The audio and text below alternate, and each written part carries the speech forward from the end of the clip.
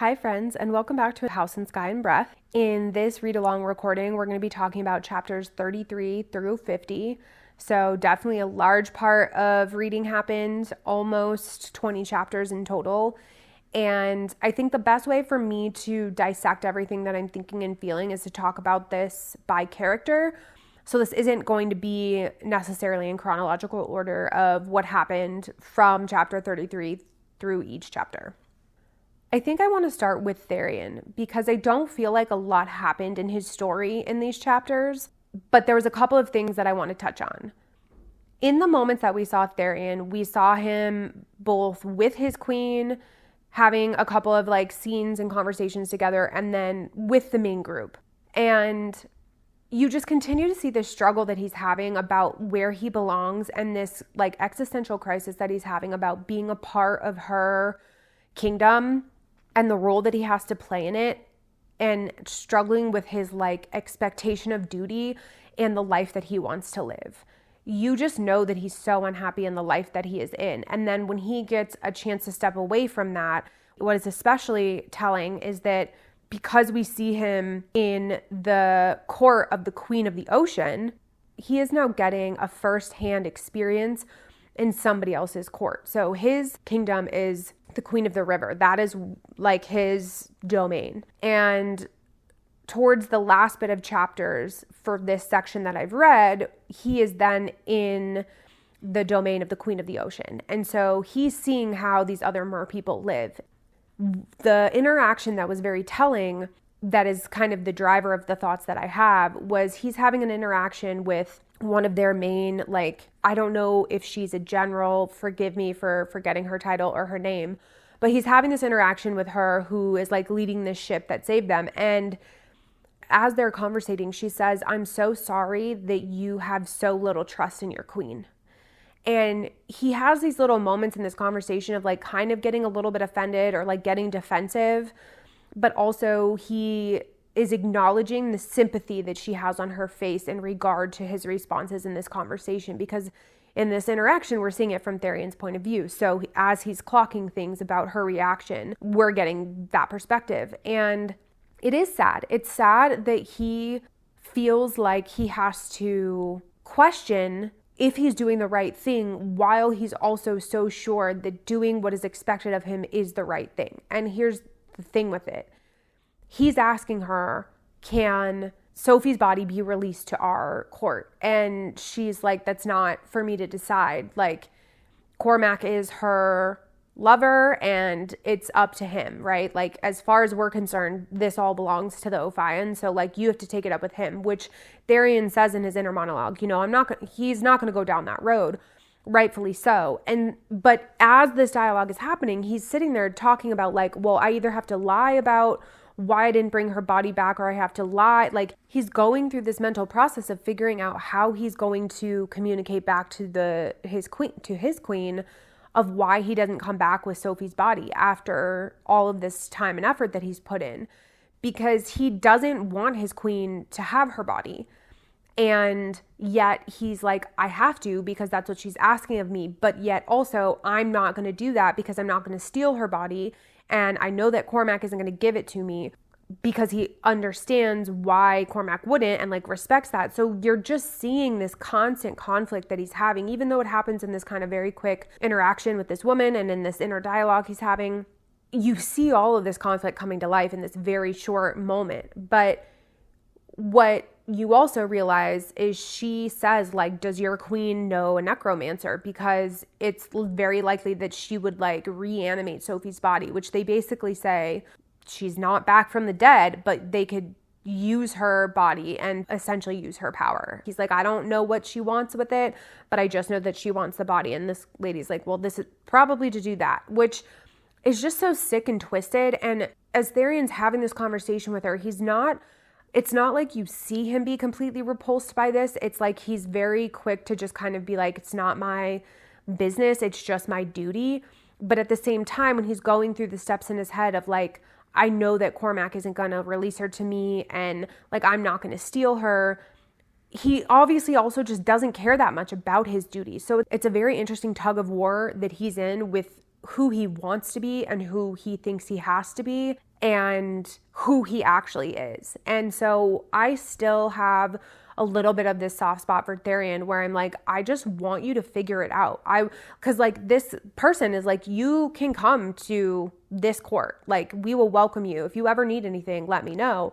And he knows that the Queen of the River would like never let him go. But I'm just like, Tharion, jump at the freaking chance and get out. Not that this court is any better, because although this person is saying that it is, we've seen 2 seconds of it. Like we don't know anything about this world or these people, but what we know is that there's a lot of trust and a lot of faith that they have in this queen, but it doesn't really seem to be just blind faith and loyalty. Like it seems like it's earned. Like every bit of actions that this queen has done has earned her respect and trust of her people. Whereas in Tharion's case, there's a huge amount of like power dynamic that is coming from a place of fear. Like the queen leads with fear and there's really no arguing that. Whereas this ocean queen seems not to. And she's like, yeah, she knows like what her sister's up to and like how spicy she can be, because the river queen and the ocean queen are sisters.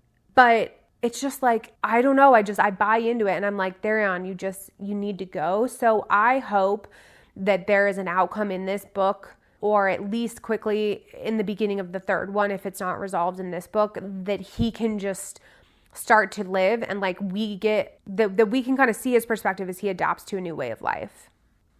I want to then jump to Ethan. Ethan has definitely been making more of an appearance, and we know that how do I want to say this? We know that Ethan has barked to his bite. He has always kind of stood 10 toes down when he believes in something or when it comes down to an argument. Like he doesn't back away, but it also comes across like he knows his place and he knows when he's like overpowered and whatever. But we've seen a couple of different instances where we see this power from Ethan and this strength and this conviction and this authority. And even Bryce like will be in her perspective when something's going on with Ethan, and she'll comment in her inner monologue about that authority and like the surprise that she has in regard to seeing him kind of wield that. But then on the same token, we see moments where he's still very young and like very innocent. At the same time, we see moments where he feels very like naive as a character and young as a character. And there's a lot of commentary about him being such.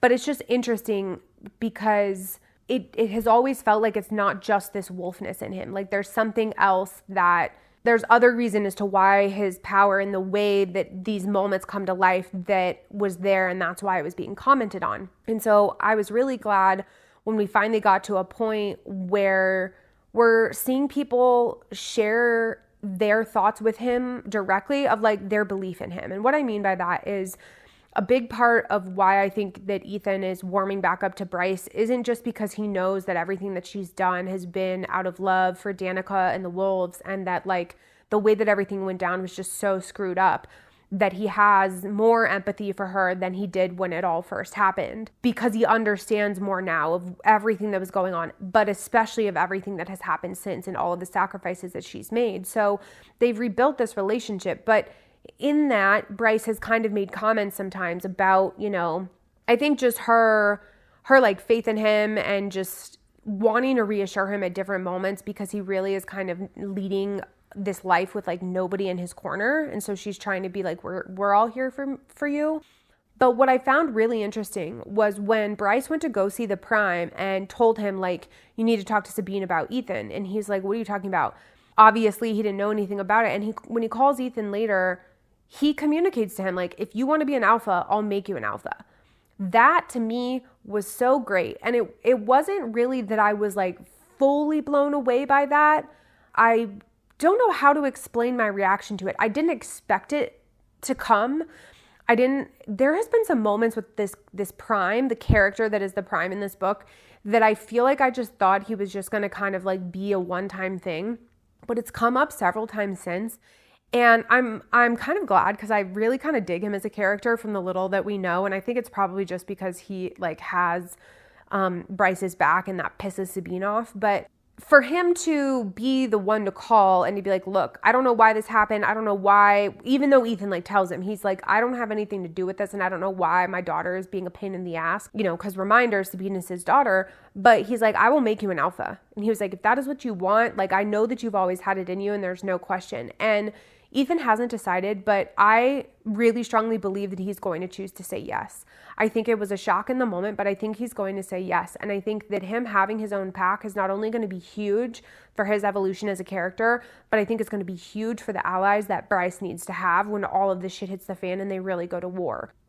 It's like I've said, it's very SJM when you're thinking back to things like, especially Throne of Glass, when she's cultivating these relationships, or like even in moments when she was dealing, when the main character, Aelin, was dealing with like seethy characters, it was all an effort to weave alliance that she would eventually come knocking for and they would show up. And so this is different. This all plays out very differently in this book. But every time something happens that is a little bit good for somebody, I cannot help but put myself back in that place. That's why even with Tharion, when I'm thinking about him not being with the River Queen anymore, there's something about that it's not just that I want it for him and his own benefit, but I feel like it's going to end up being better for this whole group of people that are kind of making up this court under Bryce, that they have alliances that are far bigger than just where they are right now. And I already know that the Prime is alive when shit hits the fan with all of this, that the wolves are going to show up because he has this affinity for Bryce and of course with Ethan. But if Ethan also has his own pack by that time, it's just it's strength in numbers, right? And it's just, you're kind of getting these band of outcasts, if you will, and these kind of like these characters that just don't fully conform, and they're going to eventually make their own way. They're weaving it right now, but even more so. And so I hope that Ethan does that. I hope that he chooses to take that step, even though he says, like, when the Prime dies, then Sabine will be Prime. And I think her name is Amelie. She will then be like the new Sabine. And he's like, I don't want to be under their rule, because that is essentially what would still happen even if he's his own alpha. But him just having this inner monologue of like an alpha, like I never thought that I could. And it's like that belief in himself. And I think just kind of starting to remember who he is and to also have faith in what he could be. I want that for him. So I'm very interested to see how that comes to life. And I hope that he really takes the chance to grasp at that and to do that. The other thing I want to talk about is him and Bryce have this kinship because they kind of operate similarly with their moral code a little bit, which is that making decisions based on what is fair. And so when he decides to save the sprite and he steals them, and inevitably when I think that he goes back and he ends up getting the wolf mystic, I think she's going to be a part of his pack because she's going to have nowhere to go. That is all from this place of like justice, like fairness, like it's not right. And him and Bryce are very much one and the same in that regard. And so I think that is what this whole court is going to be built around with Bryce and her and these people. Is it's all about like, yes, there is a duty that we've all had and expectations of us, but it's also at direct conflict with what is right. And what is right is not going to be in line with what their duty is, because their duty is coming from other people wanting power and all this kind of stuff, right? And so I was never really surprised by Ethan and Bryce having that in common, but I just always like to see it like come to life and kind of commented on. And I think that the huge importance of Ethan going back to the Mystics and wanting to like save that girl that he then ends up finding out is a wolf, but also ultimately taking the sprites, is because it's going to lead him to having his pack, which is going to start with this girl. And so I don't know what else is going to come of that. I don't know how big his pack will be, but that is why my theory with that is so strong, is because they're literally laying the groundwork for him to have another wolf. Like, of all of the things that a mystic could be, of all of the circumstances and situations, it happens to be a wolf. And Ethan's the one who figures that out and like has this dialogue with her. It's just like, there's no way that nothing is going to come of that. And I cannot imagine that inevitably when she is saved, because I believe that she will be, that she does not end up with Ethan. The other thing that could happen though is she doesn't make it out of it alive, but other wolves find out about this whole situation and like his efforts to save her, and that is what brings them to want to be with Ethan and work under him. So I'm just convinced that this interaction with her and this whole situation with the Mystics is a big part of Ethan's development as a character. The last thing I'll say about Ethan is this dynamic with his feelings for Bryce. I appreciate that they didn't just kind of write it off as like, I got to know Bryce and I had a crush on her, but my brother loved her, so I stayed away from it. They gave us a few pages with this story of Ethan seeing her at college when he went to go visit Connor. And even though it was a very small snippet, him reliving that and realizing that he like instantly was like infatuated with her and loved her or had these deep feelings for her, and then immediately tried to turn it off because he knew that when he realized that it was Bryce, he already had known that his brother was like obsessed with her and loved her. It gives you a different perspective of why his feelings were the way that they were towards her. Because he even talks about it in these chapters, right? When he says that Connor admits his feelings for Bryce, he finally takes his chance. And then she goes out to the club and gets messed up and like hooks up with a guy in the bathroom when he was at home getting slaughtered.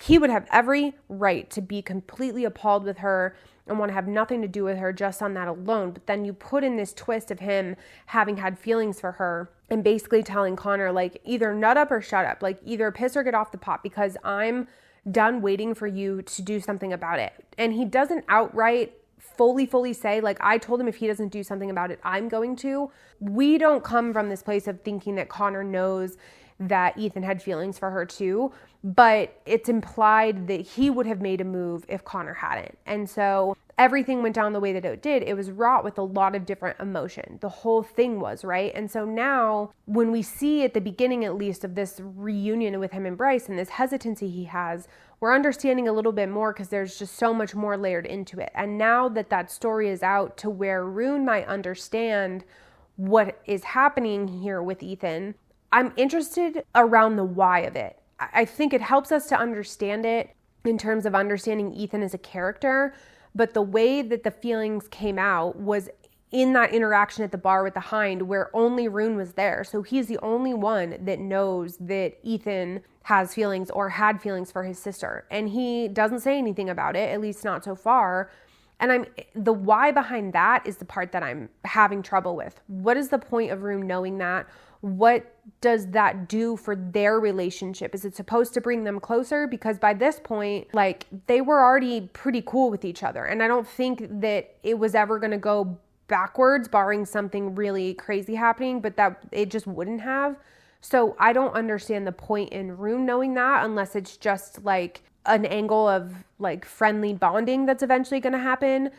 And I'm saying this because they've touched on it one time since the interaction with the Hind happened, where it was from, I think it was from Ethan's point of view, where he was like, it was either from Ethan or Rune's point of view, where they're like, yeah, I know about this, but he didn't bring it up, so I'm not going to. I just feel like they wouldn't have mentioned it again, even in that little bit of a moment, if it wasn't going to eventually be talked about. But I'm just curious as to what comes from the conversation when it does happen. Or I'm reading too much into it and nothing's going to happen at all. I just find that a little bit of a head scratcher. Like, again, if we were just hearing it from Ethan's perspective and heard the story for whatever reason, I think it would be a little bit about peeling back his layers as a character. But Rune knowing, I'm unsure of what the point of that angle is. So we will have to see. Now, I definitely want to talk about Rune and I want to get into the rest of our main characters, but I want to briefly actually jump and touch on Juniper and Bryce's relationship. I've mentioned this before, but I feel like Juniper just continues to kind of stay around as like this tether to this normalcy that Bryce once had. And not in the sense of like continuing to live the life she once lived, but just like her humanness for whatever reason, even though Juniper is not a human. And we continue to only see her in these interactions of like dance class or like things like that. I'm not really bothered by it, but there's something about it in this moment that's a little bit odd to me, because we see Bryce make a very human choice. And I say it that way because we've all probably been there, where we thought we were doing something good for a friend and it blew up in our face because they didn't think that what we did was for their best interest and they're just pissed about it. I am assuming that she's going to get over it and that they're going to end up being fine. But I'm at a point where it's like, I know that we can't just write Juniper off as a friend. She can't just go away in this story unless she's killed off. Like, I understand that she's made enough of an impact and has shown up enough times that she needs to stay in the story in some shape, way, or form. But I'm also kind of at a point where I don't know how much of that humanness I need to see from Bryce, because it shows up in other ways. For example, when she's trying to find Emil and the actions that come to light of how she ends up doing that, which I'll talk about in a second, Hunt is like, well, my past lover would have never done that. Like, these are the things that make Bryce Bryce. And it's her humanity, it's her empathy, and it's her heart, and it's that moral compass that she has, but it's always kind of presented in this way of like being human and just like having human feelings of like, you don't do that to another being. Like, there are certain things you don't do. And Bryce leads very steady with that kind of moral compass. So we see other ways in which Bryce's humanness continues to be there. And she even says to him in one of those situations of like, you've never been a human, you wouldn't fully understand. So having Juniper around is kind of this tether to her humanness. I do get it. And I know that I'm probably coming off sounding like frustrated or annoyed by it. I think I just am struggling with it because I also kind of don't get it. Fury has made more of an appearance, like I have already mentioned in past episodes. And so you could get the Juniper element from her without Juniper being ever central in the book. You could get updates from Fury as they talk about like battle and this mission and whatever, of her being like, yeah, Juniper this and Juniper that. And I think that would be enough for me for her as a character. But these little moments of her popping in, again, I understand it, but there's just also so much not there that I'm kind of at a loss of what her long-term role in all of this is going to be. Because even with Rune, his roommates work with him. They either work with him or they have a big part to play in some of the things that they're doing behind the scenes and, the missions and all of this stuff. And even though Juniper has helped with Emil, it also is just like, she doesn't play the same role as these other characters do. There's something about it that for some reason right now, I think I'm more like I could take it or leave it.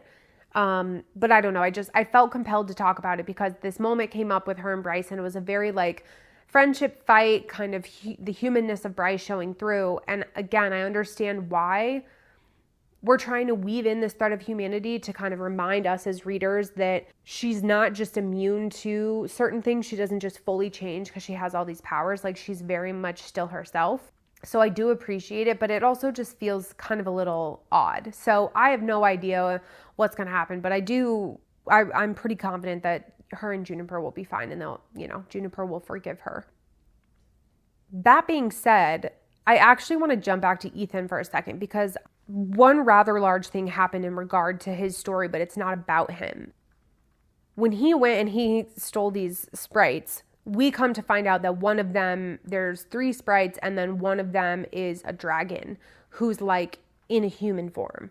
And so towards the end of the section that I've read, Bryce gets caught up to speed and like talks to them, and a couple of things happen.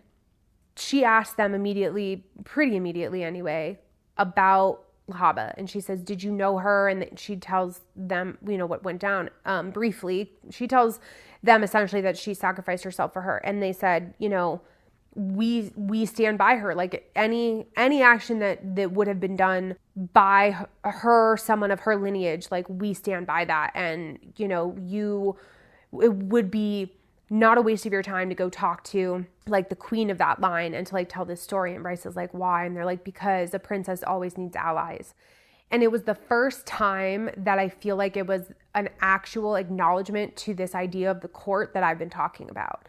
Nobody has really said out loud, like, what are we as a group doing, not in the sense of like, they always talk about what's our next step and our mission and our actions and whatever, but they haven't sat there and said like, Bryce is at the center and is our leader, and Hunt is her mate and is our leader, and we're all these entities around them, and we will go to war for each other, and like acknowledge the fact that they are like this group of people that are going to go up across these entities. They've just been kind of doing it.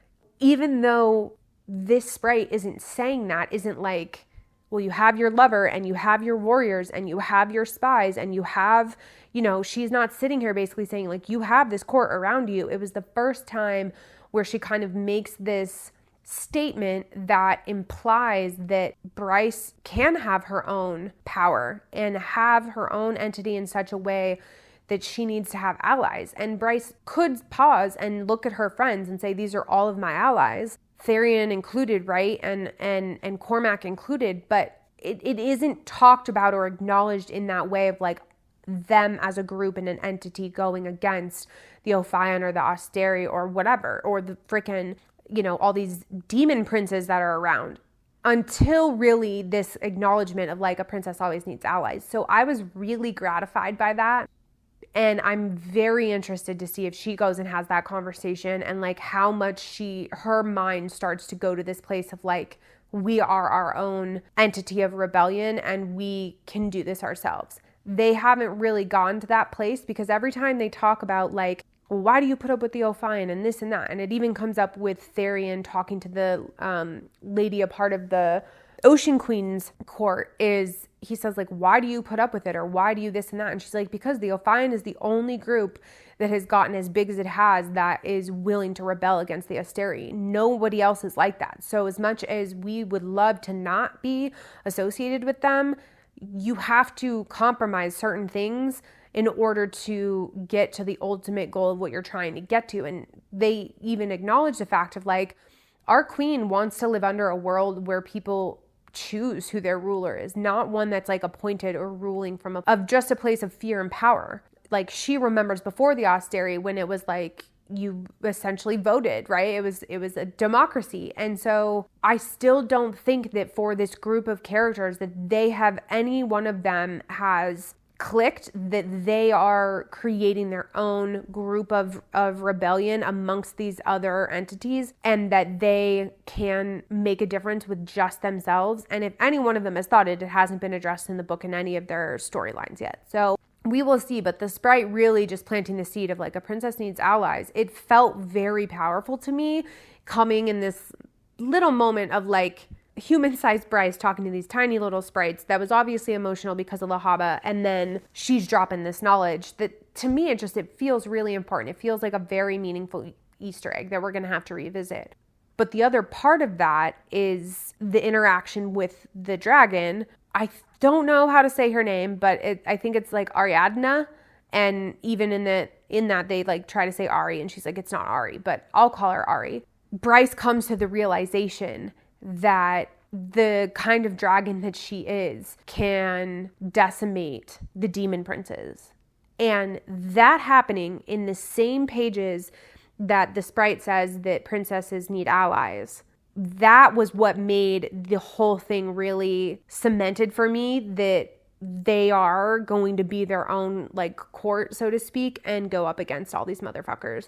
Like, I'm sorry, but they're going to go against Ophion. They're going to go against the Asteri. They're going to go against any of like the Valerians or anybody that is not on their side as a part of this. We can't just rule in fear. We can't just live in fear. We can't just have people that rule from a place of fear and power. We need to start over, and there's a better way.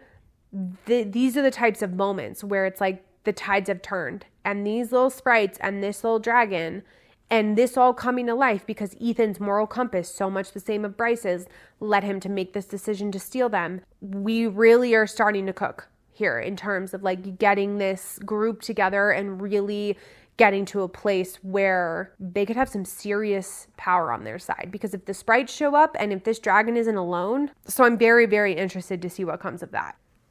Now I want to pivot and I want to talk about Rune. I am still going back and forth with who I think that Rune is talking to in this mind bridge connection situation. When he goes in, he's talking to Day and she refers to him as Night. And there's an affection that's growing there, and that is made very clear. We haven't at all revisited the Witch Queen, who is supposed to be who Rune is betrothed to and his wife. She has not come up again in this entire book, and there was a part of me for a long time that was convinced that she was a potential viable option for this. The reason why I'm rethinking it is because of the part where Rune and her were connected in the bridge and talking, and she like blips out and she comes back and like he realizes that like her human self or whatever is having sex. I just don't feel like the Witch Queen would even bother. Like I could see it because I could see her just being like, I have desires and I'm okay to just let this be this secret thing until I do my duty to marry who I'm supposed to marry, which in this case would actually be Rune. All the while, the whole time, they're forming this bond in their minds with each other and like creating this affection with each other that they will eventually figure out, and that will make their relationship in the real world really solid. I think that that could be a very like cute and romantic kind of story, but I just can't quite place her as being somebody who would be having sex in the way that it was described. Like it is implied that it's like rough sex, and she's like, I don't like him at all. And he's like, well then why even put up with it? And she just doesn't really answer, but it's like, it takes a particular kind of character for that. And granted, we don't know the Witch Queen very well. We haven't seen a lot of her, but of what we did see, as much as she can be really cunning, I just don't know that I see her being that kind of character. So then it brings me to my next thing. I thought for a minute that it was going to be Fury. Well, it's definitely not, because Fury's with Juniper, so she's not going to be sleeping with the guy.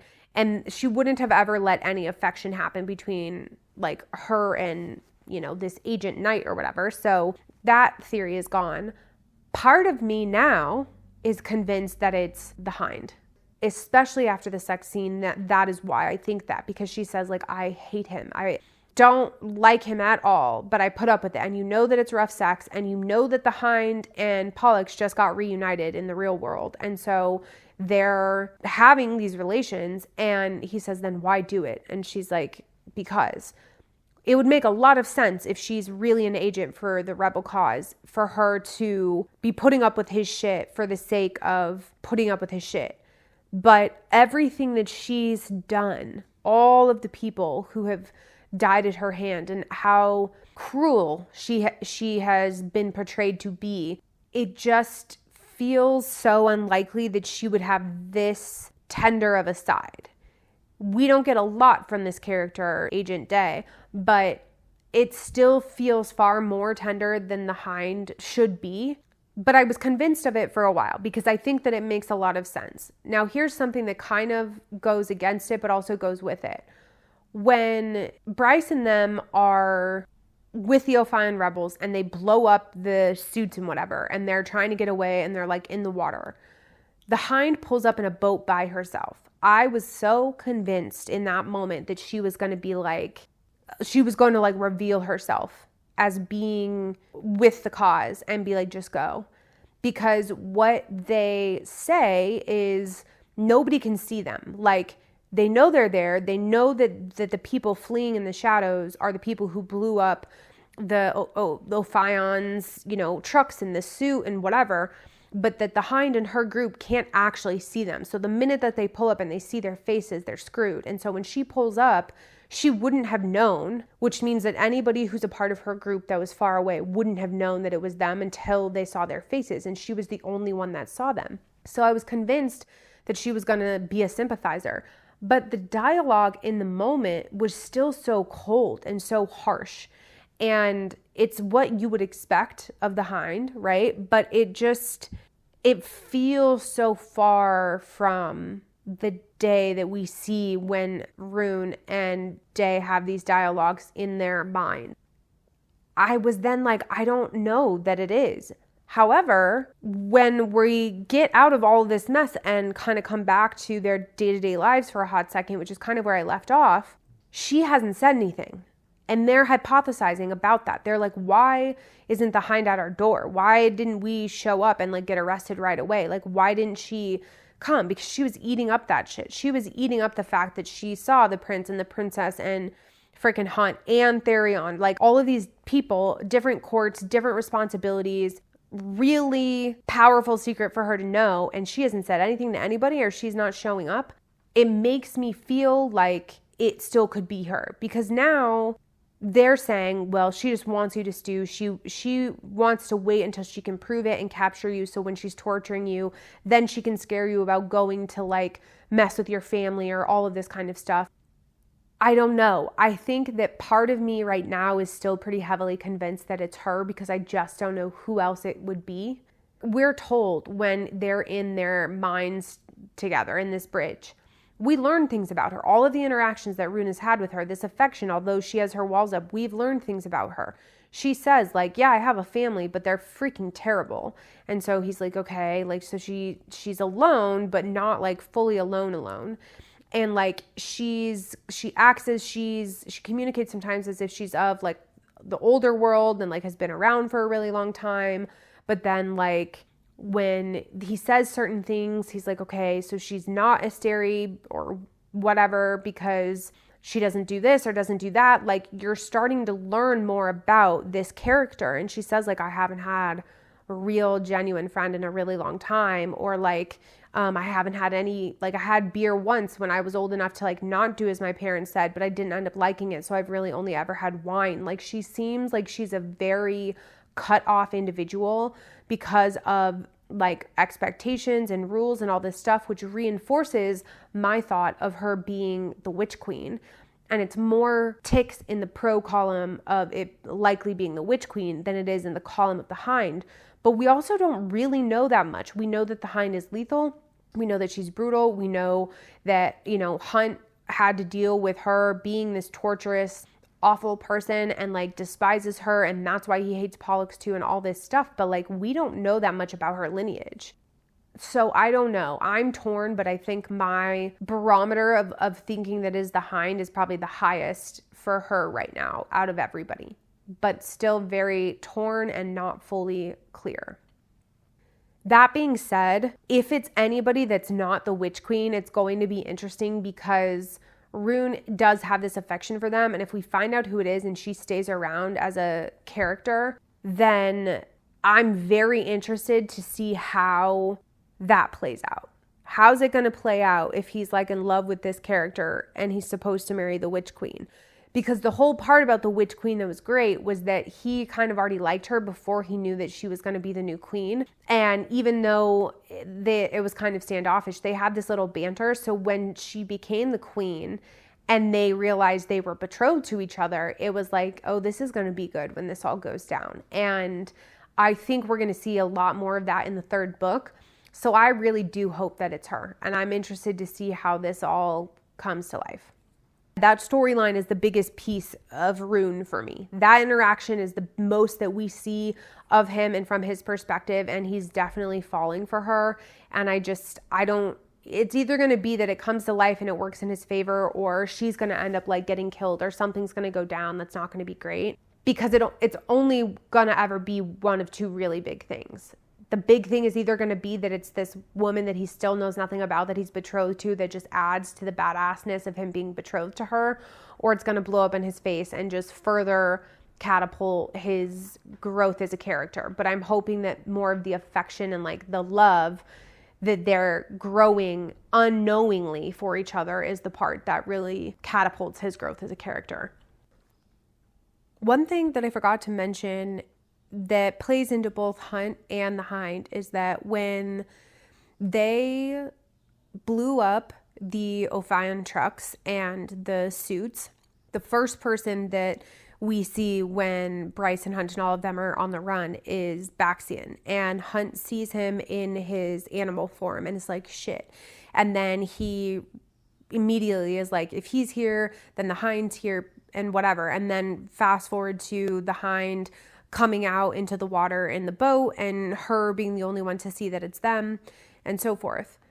He automatically, Hunt automatically assumed that because Baxian was there, that the Hind was there. And yes, she was there. But one thing that we come to find out later on, after they come out from the ocean and being in the ship and all this stuff, and they kind of get back to their lives on land, is when Baxian shows up, he's like, I want in on what it is that y'all are doing. And him and Bryce are like, we don't know what you're talking about. And as they're having this dialogue, and Hunt's like, we were there to like disrupt them from doing this and that, and he's weaving these lies, and he's like, there's like sympathizers and whatever inside of, you know, our work and stuff, and Baxian's like, yeah, I know, I'm one of them.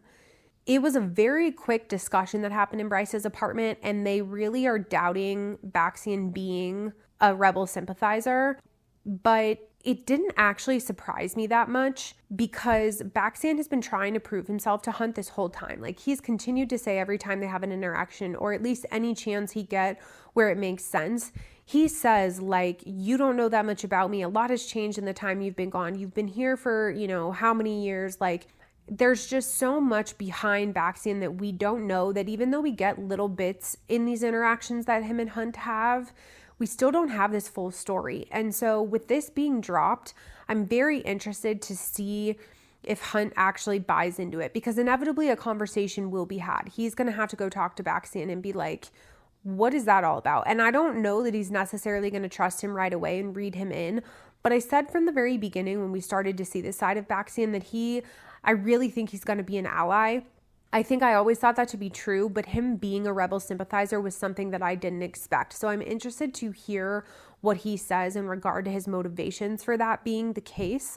But what was interesting about that is, because he was there and the Hind was there at the water, Hunt obviously assumed that they're one in the same group, because technically Baxian kind of is like, quote unquote, under the Hind. When in reality, when Baxian enters this conversation, he says, I warned you guys. Like, I was there to like warn you. And I don't feel like that's what was conveyed in the moment of them like fleeing and seeing him. But it definitely lit a fire under their ass to get them moving, which might have bought them time with the Hind. But what would be interesting about this is, if my theory about the Hind being the day agent is true, then that would mean that both Baxian is a rebel sympathizer and so is the Hind. And when I said that I felt like Baxian would be an ally, I think I just felt like he would be so tired of working with Pollux and the Hind and like their death and destruction and torture, that he would just be willing to help this greater cause that Hunt and Bryce were working towards.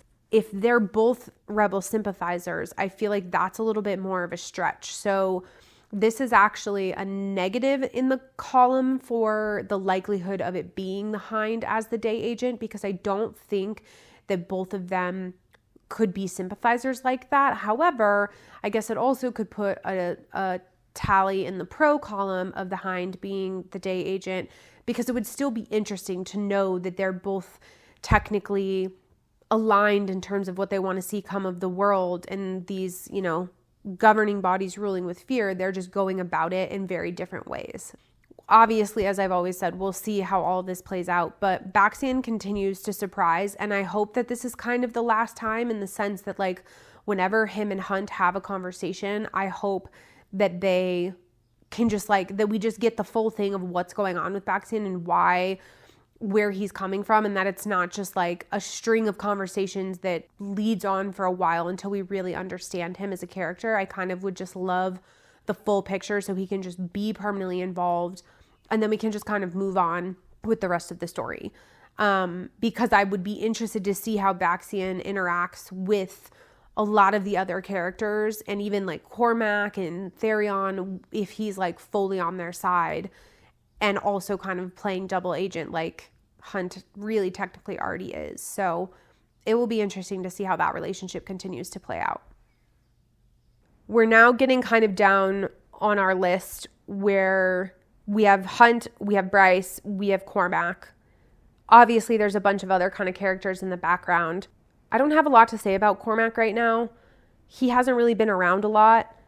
I guess the main thing that I want to say, and also I can tell that there's a rather large storm that is about to come and like dump And so you're going to probably hear it on these windows, which I'm hoping that this recording doesn't pick up, but it very well could. With Cormac, him finding out that Sophie did in fact die and didn't make it, he says, like, I think I knew, I just didn't want to believe it. And Therion's like, I'm so sorry that I gave you hope. Like, I had no idea. And he's like, it kept her alive in my heart a little bit longer. Like, he wasn't mad about it. I was bummed, but I didn't have a big reaction to that happening. And I think it's because it was very oddly placed for me. And this is what leads me into Bryce and Hunt. I also don't really have a ton to say about them right now.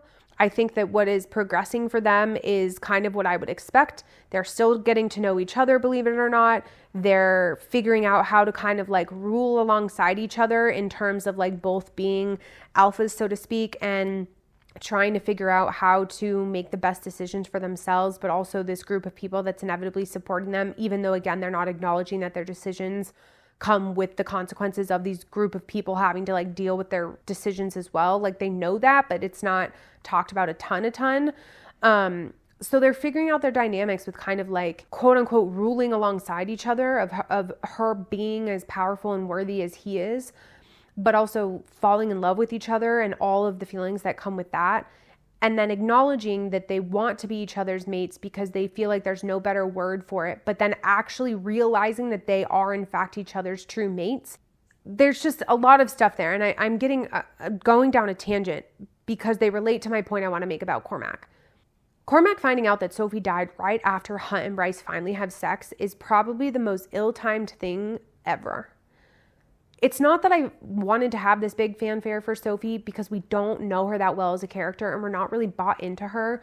But the whole thing with Cormac being a sympathizer and having this affection for her and wanting to protect Emil, that was a huge point in realizing who Cormac actually is. And so for SJM to like basically drop in the fact that Sophie had died right after something so major had happened with Hunt and Bryce felt like a disadvantage to both of those points. It felt like Sophie needed to have more of a moment and more of an emphasis on what had happened and the reality of the situation. And it just wasn't. It was just kind of like, yeah, this is sad and this happened, but it also ended up not being a big deal that she was dead. And I just don't know how to feel about that. I'm not really mad that it wasn't made to be a bigger deal because, again, I wasn't that bought into Sophie, but I think it was just the way that it went down. And here's where my point comes in terms of Bryce and Hunt. I'm okay with the fact that Hunt was so riled up because he really is her true mate that when she was in danger, he couldn't like power down, that she needed to decompress him. I could have still bought into that being a physical thing of her needing to sit there and like, hey, let me help you like exert some energy. Fine. If that's the way that you want to take that, I'm okay with that. They've been physical before. They've done everything but sex. Like, why not let that still be the case and do things that isn't fully sex and let him like relieve himself? What I wanted to have happen in the moment actually was it be way more tender. I wanted her to like wrap herself on his lap and like hug him and just be like, Hunt, like, I'm fine. We can breathe here. Like, we're safe. Like, just like use her affection and tenderness to like bring him back down. And it ended up being such a primal thing that she had to do to get him off that ledge. So I can see it both ways. I wanted it to be more affectionate and more gentle, but I'm also okay that it wasn't, and that it was more primal, but I'm not okay with the fact that it happened. And then exactly after that, we find out about Sophie. It just feels so off because even though they have to go to Cormac and they say, hey, like, yeah, we just had such incredible sex that I ended up teleporting. How is that possible? And he's like trying to talk to them about the possibility of it. And then it comes out where the lady who's there that saved them is like, you guys mentioned Sophie, like, yeah, we actually have her body. It's like, I'm sorry, what? And then they're in the morgue looking at her body and Cormac is upset and Bryce is like, her inner monologue even comments on the fact that like, she's like everything that she just felt and went through with Hunt is completely washed away because she's so upset and emotional. It's like, are you kidding me? It just feels like it did a disservice to Bryce and Hunt finally having that intimate moment, and it did a disservice to everything that Cormac has been fighting for and to who Sophie was and the whole situation. I would have much rather it had been like, it would have hit way different if they had had a affectionate moment where Bryce used her body heat and her star to calm him down and just have this intimate moment without it being physical and sexual, to bring him back down to earth. And then they, even if they still had some type of teleportation in there with the intimacy of the emotion or whatever, I don't know. Or even they just go check on Cormac because he had a freaking bullet shot through him. You could have still gotten to the same place by changing some of those things having happened. And she could have still teleported when they finally had sex in the safety of her own home. If they were in the room and she teleported them to the kitchen or something, that would have made that sex scene even crazier. And then they could have had the same discussion with Cormac at a later point in the book. But for it to be all on this boat and Sophie's there and then she's just gone, it feels ill-timed, because what do you possibly get out of finding out that Sophie is dead in that way right then and there? The whole thing could have been the same exact way. They could have had an affectionate moment without, again, being sexual. They could have gone to see Cormac to make sure he was okay. She could have overheard the conversation and said, actually, Sophie's here. They could have gone and dealt with the Emil situation. They could have had crazy sex and teleported then, and then talked to Cormac and tried to figure out the teleportation situation and be at the exact same point that we're at now in the book without it happening in the exact way that it did. But now it just feels like the Sophie's thing ended without such grand affair. And again, it's not that I needed them finding out that Sophie died to be such a grand affair. I just think she deserved better. And I feel like we just got so little out of it coming off of such this epic sex situation. Again, even if that it all happened on the ship, just finding out the way that it did and it being the next scene and it even being brought up when they're in the morgue, because you're in Bryce's inner monologue of her being I don't exactly remember how it was said, but all of the intense feelings that I had just went away. It's just yeah, no shit, because you're faced with the reality of life. And maybe that's the point, is this juxtaposition of remembering that they can't even have this moment of intimacy and of realization as mates, and they can't even do it in peace. And I think that was the other thing. I know that there's a little bit of this flair to Bryce and Hunt that they don't mind having sex in public places and whatever. They had no problem getting stripped down in this greenhouse or whatever, because she knew that it was going to be closed to the public and they could just have the time that they were going to have. It just felt so inappropriate, but that's exactly what I think makes Bryce and Hunt. So part of me understands that. But to just put that up against then a scene of finding out that this woman who was supposed to be a big part of everything that was going on wasn't alive, it just felt like it fell flat. The one thing, though, is this then brings me back to where we kind of started, which was Tharian, where he's talking about Sophie's body, right? When I said that he was talking to the lady who saved them and said, can she be released to my queen? And she's like, no, it's up to Cormac. That's how we got there, right? All of that went down to get us back to that place. And that's when the conversation about the necromancer comes up. I have this very bad feeling that we haven't seen the end of this situation with Sophie, and that somehow somebody is going to get a hold of her body, and that they are going to use a necromancer to reanimate her, and that Cormac is going to have to be the one to kill her. Something god awful like that is probably going to be what is going to happen, or Hunt is going to have to take her out, or something, lightning person to lightning person, even though he's not a Thunderbird.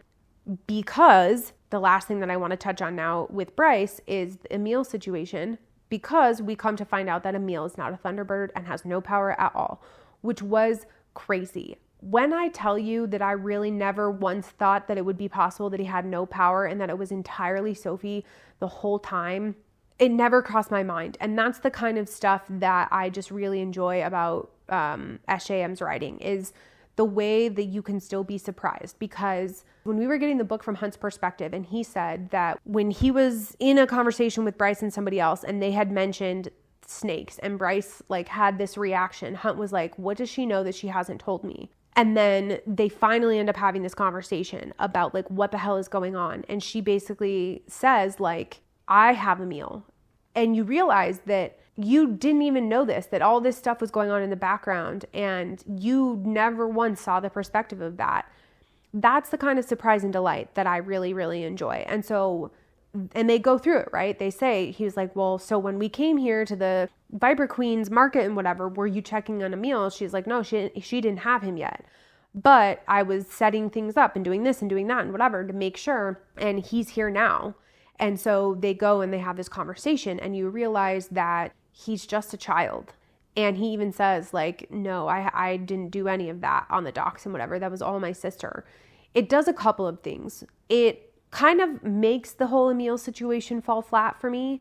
And it also kind of reinforces why the whole situation with Sophie just being dead and ending the way that it did feel flat, because it's like, damn, she was really that powerful. But even still, she couldn't get out of those shackles. And the reason why her body wasn't underwater was because the Ocean Queens people found her and like took her body to keep her safe or whatever and like just not leave her there.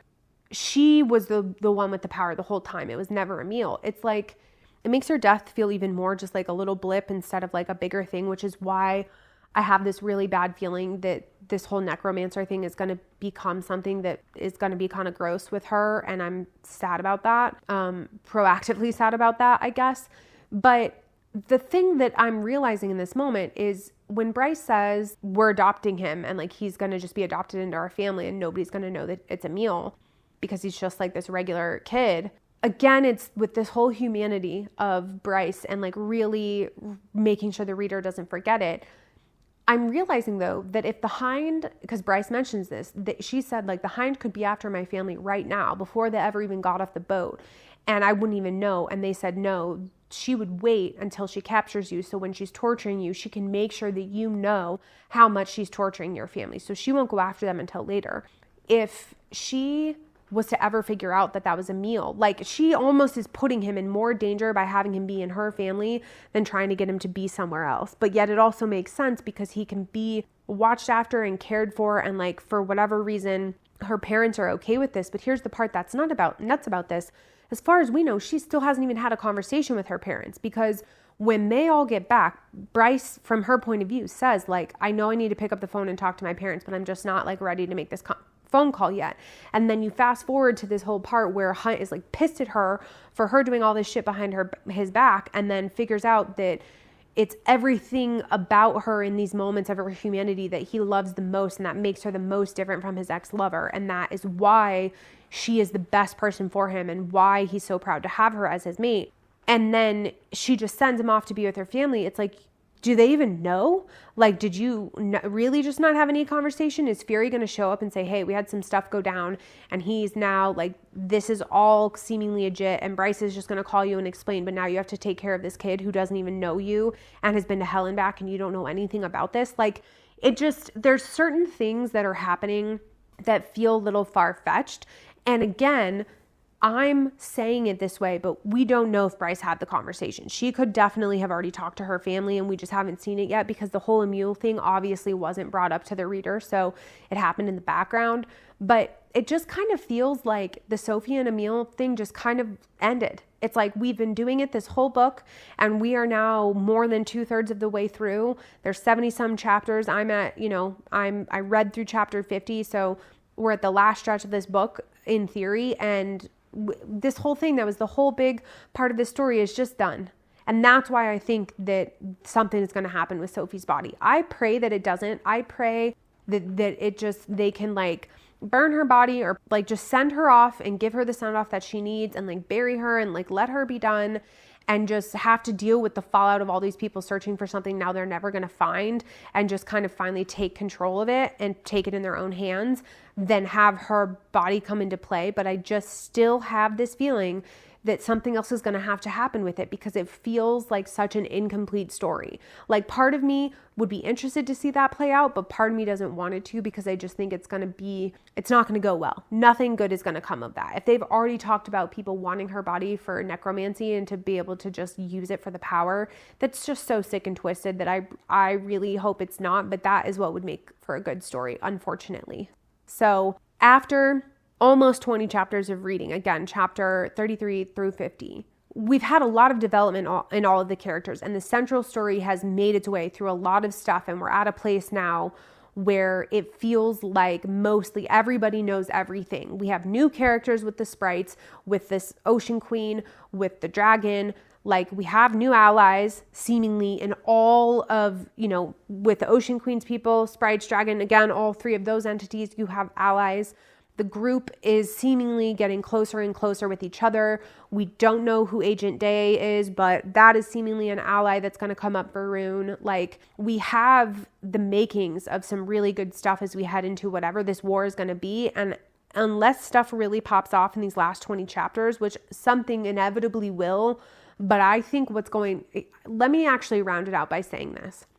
If I had to guess, I think that stuff is going to come to a head with the Emil and the Sophie story and them trying to get a Thunderbird. It's not going to end up well. And whether it is the Hind and her people or whatever, somebody's going to go down, but it's going to then be the beginning of the actual big war with the demon princes. Like, I think that this whole Ophion, Hind, Asteri thing is going to kind of come to a head in this book where it starts to fracture. And then the last book is going to be how that just like fractures all the way open to where these demon princes come out to play and they have to just wage war against them. And I think the whole book is going to be about trying to like find their way through that, because I just don't foresee. I mean, granted, a lot of shit went down with the gates at the end of the first book and happened very quickly across not that many pages. So I could be wrong and it could all just come to a head and they kill these demon princes in this book. And then the last book is like something else. But I just think that, as always, there's not enough book left. So it's got to be one or the other. It's either going to be like the Ophion Asteri situation or the demon princes. It's not going to be both. And then whatever it isn't, it's going to be the focus of the last book.